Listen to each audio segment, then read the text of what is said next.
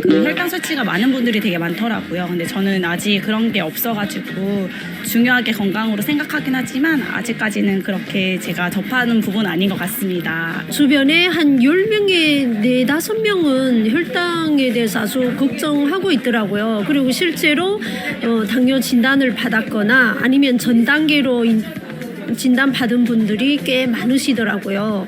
그래서 관리를 해야 되나 생각하고 있는데, 저는 솔직히 혈당 관리에 대해서 관심이 없었기 때문에 한 40, 50대 이상부터 관리하면 되지 않을까라고 생각을 했어요. 제가 따로 관리하고 있는 게 아니기 때문에. 저는 한 50, 60대라고 생각하고 있거든요.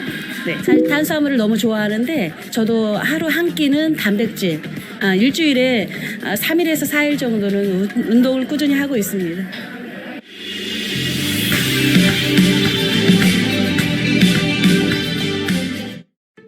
혈당 관리 이제 선택이 아닌 필수입니다. 반갑습니다. 서민규입니다.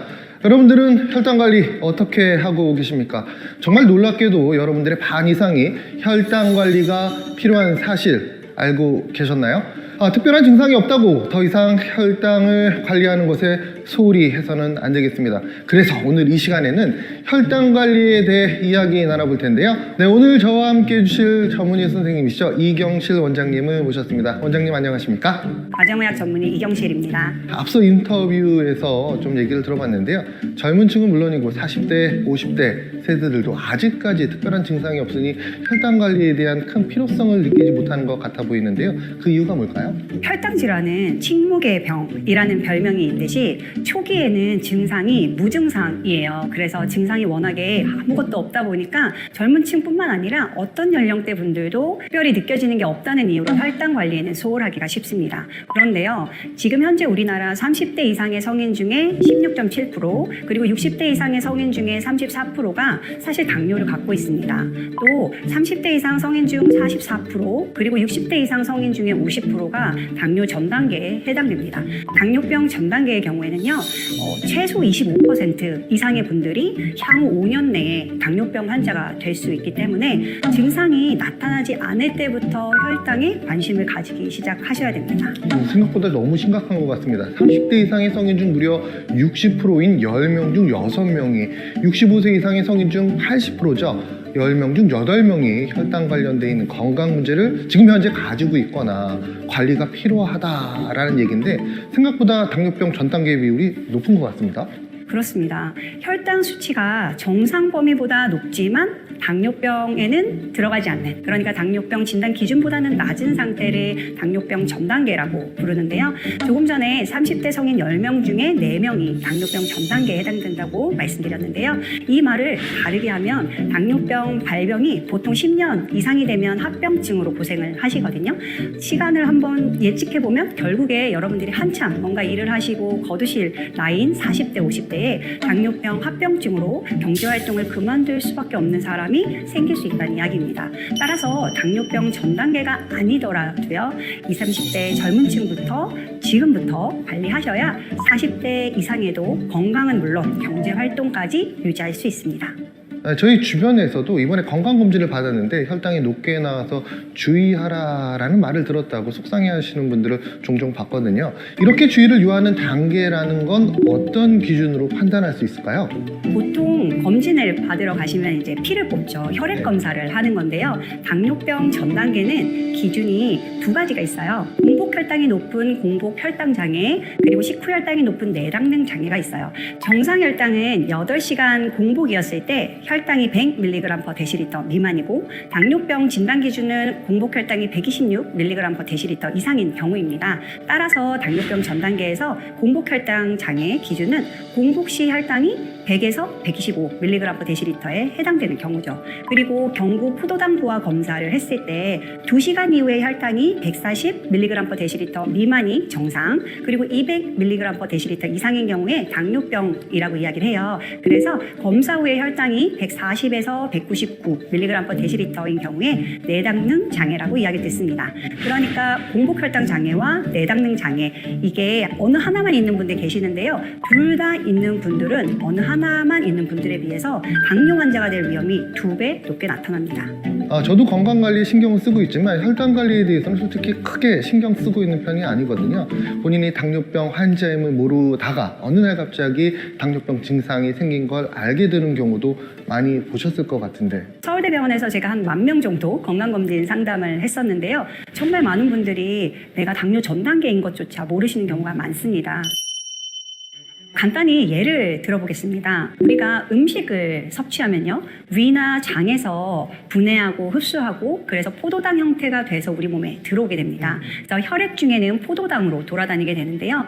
포도당은 우리 몸이 특히 뇌 같은 경우는 포도당만 에너지원으로 쓰기 때문에 꽤 중요하고 효과적인 에너지원입니다. 그래서 적혈구, 뇌세포 이렇게 우리 몸의 세포들이 포도당을 꼭 써야 되는데요. 포도당이 그 각 장기로 알아서 가지를 못해요. 포도당을 필요한 세포에 전달해주는 매개체가 필요한데요. 바로 이 매개체가 췌장에서 만들어지는 인슐린입니다. 인슐린이 혈액 속에 있어야 포도당을 필요로 하는 장기로 그리고 그 장기의 세포 속으로 잘 전달할 수 있는데요. 이 세포들도 그리고 필요한 만큼 포도당이 잘 들어갈 수 있도록 도와주는 역할을 합니다. 그렇다면 이 인슐린이 한마디로 당이 세포로 들어가는 문을 열어주는 일종의 키 같은 역할을 하는 호르몬이겠네요? 네, 맞습니다. 하지만 인슐린이 제 기능을 하지 못하면 어떻게 될까요? 너무나 당연한 질문이신 것 같아요.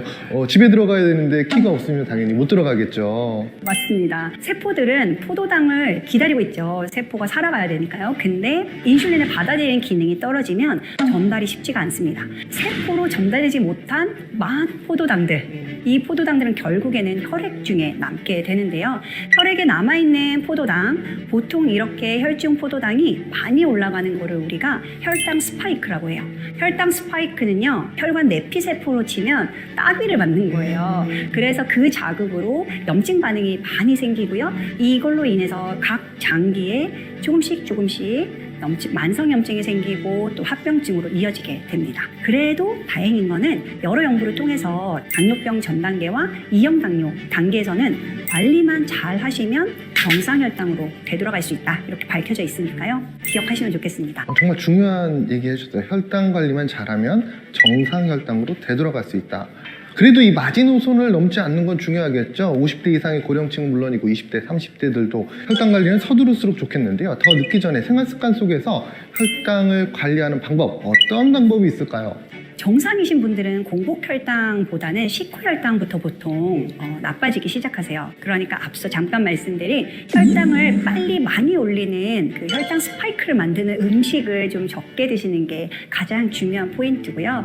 또 이 아까 말씀드린 급격하게 혈당이 증가하면 인슐린 분비를 담당하는 췌장이 손상될 수 있고 또 공복혈당을 증가시켜서 만성 고혈당인 당뇨병으로 이어질 수 있기 때문에 식후혈당 관리가 가장 먼저 해야 할 일입니다. 또 한 가지 정보를 드리면 우리나라는요, 같은 체격의 사람이 서양 사람보다 췌장의 기능이 30% 이상 떨어져 있습니다. 그러니까 다른 나라는 많이 뚱뚱해진 다음에, 많이 비만해진 다음에 당뇨 환자가 되시는데요. 우리나라는 비만하지 않아도 췌장의 기능 자체가 떨어져 있기 때문에 아주 날씬하신 분들도 당뇨 환자가 될 수 있어서 관리를 해야 합니다. 그래서 식단 관리 그리고 운동 이게 조화를 좀 이뤄야겠죠. 우리 일할 때요, 규칙적으로 일하면 힘들지 않거든요. 내가 할 일을 알고 있으면 힘들지 않거든요. 근데 갑자기 일을 많이 주면 뭐든지 힘듭니다. 그래서 우리 몸 입장에서도 가능하면 1인분보다 약간 적게 적절한 양을 규칙적인 시간에 드시는 게 우리 몸에도 부담이 적고 췌장 입장에서도 인슐린을 만들기가 쉽습니다. 소과된 식생을 하는 외국 사람에 비해서 췌장의 기능이 30%나 좀 떨어진다는 얘기 정말 충격적입니다. 그럼에도 불구하고 우리나라 사람들은 탄수화물을 정말 좋아하는 것 같은데 우리나라 사람들이 이 혈당 관리를 위해서 피해야 할 음식이 따로 있을까요?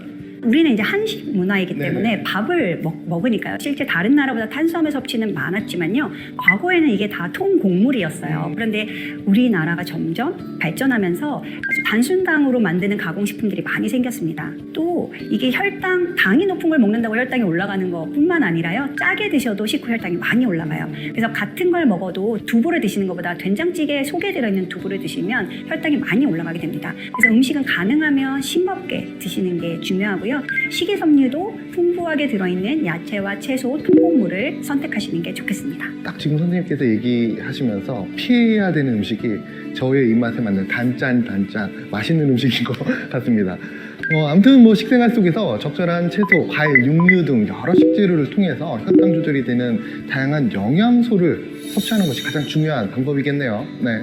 네, 또 제가 추천드리는 식습관이 있는데요. 아까 말씀드린 대로 1인분보다 약간 적게, 그리고 규칙적으로, 그리고 항상 강조드리는 게 같은 걸 먹더라도 식후 혈당을 좀 천천히 올릴 수 있는 거꾸로 식사법이 있습니다. 거꾸로 식사법 어떤 걸까요?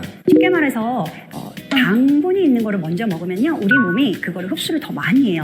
그래서 순서가요, 채소나 단백질류를 먼저 드시고 그 다음에 밥을 포함한 탄수화물을 마지막에 드시는 게 거꾸로 식사법입니다. 같은 양을 먹어도 순서가 앞단에 계란이나 채소를 드시게 되면 혈당이 좀 천천히 올라가는 건 확인을 했습니다. 마음만 먹으면 오늘 당장이라도 혈당 관리를 할 수 있을 쉬운 방법인 것 같은데요. 오늘 저를 포함한 많은 분들께서 한번 실천해 보시면 어떨까 생각을 해봤습니다. 그렇다면 식단 관리 외에 어떤 또 좋은 방법이 있을까요? 운동이 빠질 수가 없는데요. 왜냐하면 아까 말씀드린 대로 식후에 혈당이 많이 올라갔다고 했잖아요. 그때 혈관 속에만 그 혈당이 없으면 문제가 안 되거든요.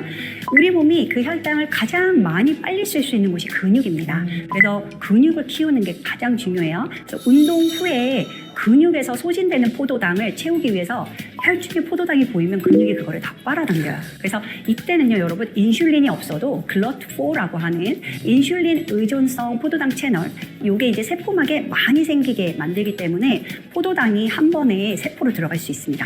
인슐린이 없어도 운동을 하는 그 자극만으로도 근육의 글루트4는 활성화가 됩니다. 따라서 운동을 하면 포도당이 세포 내에 통과를 하고 인슐린은 덜 필요하고 탄수화물이 지방으로 저장될 가능성도 낮추고요. 저장된 지방을 태울 수 있는 상태로 만들어줍니다. 이게 가장 중요한 포인트는 뭐냐면요, 요즘에 비알코올성 지방간이 정말 많으시거든요. 맞아요. 이게 혈중의 혈당이 높을 때 혈당을 치우는데 근육이 적거나 근육을 안 쓰는 분들은 간이 그거를 보관할 수밖에 없어요. 그래서 혈중의 혈당을 어쨌든 우리 몸은 낮춰야 되기 때문에 간이 그거를 많이 받아들이는데요. 간은 사실 혈당을 받아들이면 다 지방으로 바꿔서 저장을 합니다. 그러니까 100원짜리가 많이 있는 것보다는 5,000원짜리가 있는 게 더 보관하기 쉬운 것처럼 간 입장에서는 가장 효율화하려고 지방으로 바꾼 것뿐인데 그게 우리 인간에게는 병이 되는 거죠. 정말 예시가 이제 쏙쏙 들어오는 것 같습니다. 혈당 조절하는 데 도움이 될 수 있는 운동 과연 어떤 방법이 있을까요? 식후 1시간 좀 안쪽에서 유산소 운동을 하시면 근육을 쓰면서 혈중의 당을 떨어뜨릴 수 있습니다. 걷는 것도 좋고 또 체격이나 체력에 따라서는 조깅도 좋고요. 자전거 타기, 또 근력 운동 이런 운동들을 하시면서 약간 땀이 나는 정도. 근데 이제 땀이 난다는 거는 되게 주관적이에요. 더운 날 하면 적게 해도 땀이 나기 때문에 환자분들한테 제가 말씀드릴 때는 노래하기는 어려운 상태. 그 정도가 숨 차야 돼요. 그리고 이 유산소 운동은요, 일주일에 적어도 3일 이상은 하시는 게 도움이 됩니다. 숨이 목까지 찰 정도. 네, 네, 말씀만 들어도 참 쉽지 않은 길이지만 그래도 할 수 있을 것 같은데요. 그래도 혈당을 유지하기 위해서 꼭 필요한 일들이니까 꾸준히 노력해 보시면 좋을 것 같습니다. 교수님, 만약 식이요법이나 운동요법을 할 수 없는 상황이라면 어떻게 할까요? 그런 분들도 사실 주변에 많이 계실 것 같은데요. 이런 분들에게 혈당 관리에 도움을 드릴 수 있는 다른 방법이 있을까요?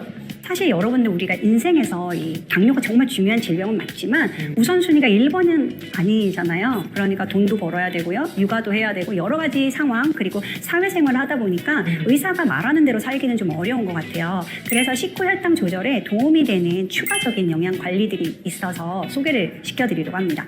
예를 들어서 인슐린 저항성 개선에 도움이 되는 나이아신이나 혈당 조절에 긍정적인 영향이 있는 크롬, 아연 그리고 혈당 수준을 일정 수준까지 이제 떨어뜨릴 수 있는 비타민, 당뇨병 발생 위험에 도움을 주는 셀레늄 이런 비타민과 미네랄들 연구가 많이 되어 있거든요. 그래서 그런 제품들을 써보셔도 좋고요. 그런 제품들이 들어있는 식품을 골라서 드시는 것도 좋습니다.